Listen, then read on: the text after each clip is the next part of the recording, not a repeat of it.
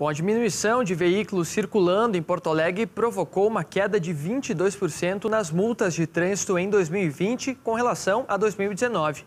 Mas embora o dado mostre a diminuição no total de multas aplicadas, os números ligados ao excesso de velocidade cresceram 7% no total de infrações. Nós vamos conversar agora com o diretor-presidente da EPTC, Paulo Roberto da Silva Ramires, sobre qual a avaliação que a entidade faz desses números. Uma boa tarde, Paulo, seja muito bem-vindo ao nosso programa. Eu começo lhe perguntando, na avaliação do senhor, o que justifica esse crescimento da alta de velocidade nas ruas da capital.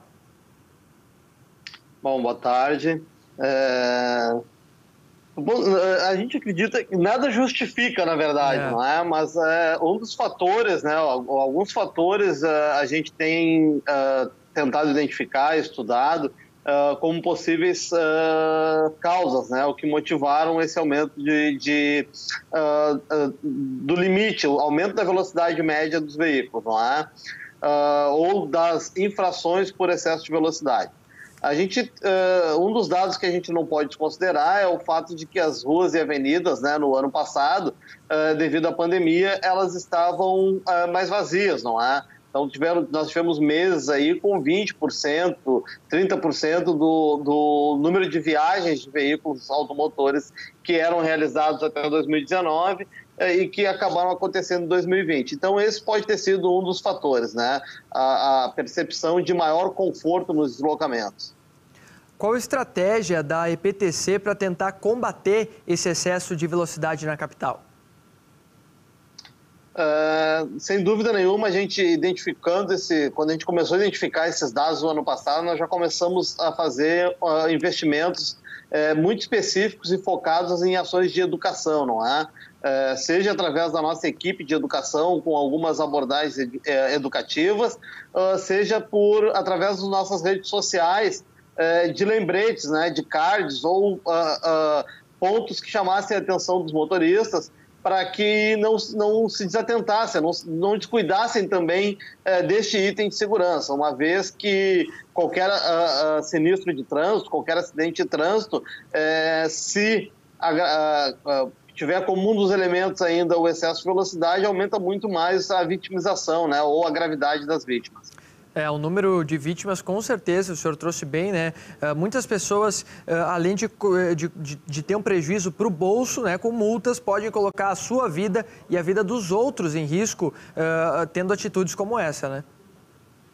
Não tenha dúvida, né? Todos os acidentes, nós temos um grupo aqui chamado, que trabalha, né, atua num programa Vidas no Trânsito, não é? Que é uma ação interdisciplinar e intersecretarias envolvendo diferentes órgãos do município, como a Secretaria da Saúde, a própria EPTC, órgãos do governo do estado, Detran, o Instituto Geral de Perícias, enfim, uma série de órgãos públicos analisam cada um dos acidentes com morte na cidade de Porto Alegre e já estamos avançando, inclusive, na análise de acidentes daqueles que trazem vítimas mais graves. Mas o dado interessante é que 1/3 dos acidentes estudados do ano de 2012 a 2019 mostraram que o excesso de velocidade ou a velocidade inadequada para determinados trechos da via estavam presentes como um dos fatores que levaram ao acidente de trânsito com morte. Então, sem dúvida nenhuma,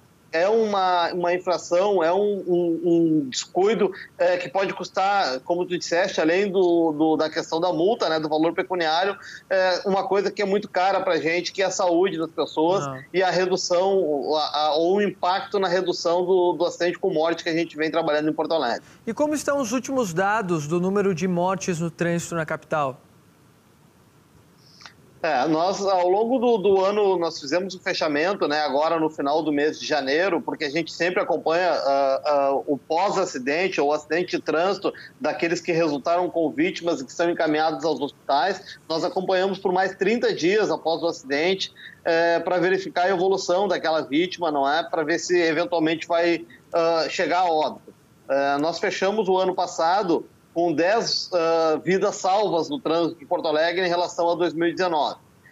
Ainda é um número evidentemente preocupante, o número de vítimas fatais no trânsito da nossa capital, mas sem dúvida nenhuma a gente tem a comemorar aí que, se nada tivesse feito, não é?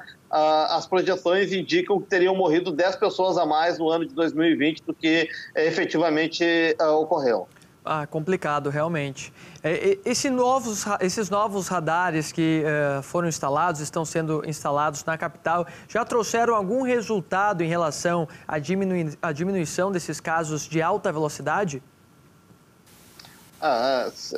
Eu não tenho dado recente aqui do mês de janeiro, a gente ainda não fez o fechamento, mas sem dúvida nenhuma, não é?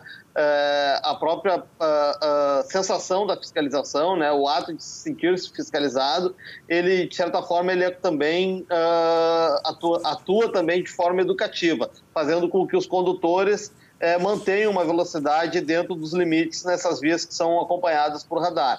Então, não tenha dúvida, em todos os pontos, é importante isso, né? Todos esses pontos onde a gente fez a substituição do equipamento ou implantou um equipamento novo, nós fizemos um estudo antes disso, e nos locais onde já existiam os controladores de velocidade, a redução de acidentes chegou a mais de 80%. Então, sem dúvida nenhuma, ele é um equipamento que ajuda no controle da velocidade e que ajuda a salvar vidas no trânsito. Além disso, também tem a questão do cercamento eletrônico, não é? Que todos os equipamentos eles estão equipados com identificador automático de placas e interligados ao sistema de cercamento da cidade de Porto Alegre, que ajuda a monitorar a questão de veículos furtados e roubados, por exemplo. Perfeito. Diretor Paulo Ramires, muito obrigado pela sua presença, por a gentileza dessa conversa com o Conexão RS. Seja sempre bem-vindo.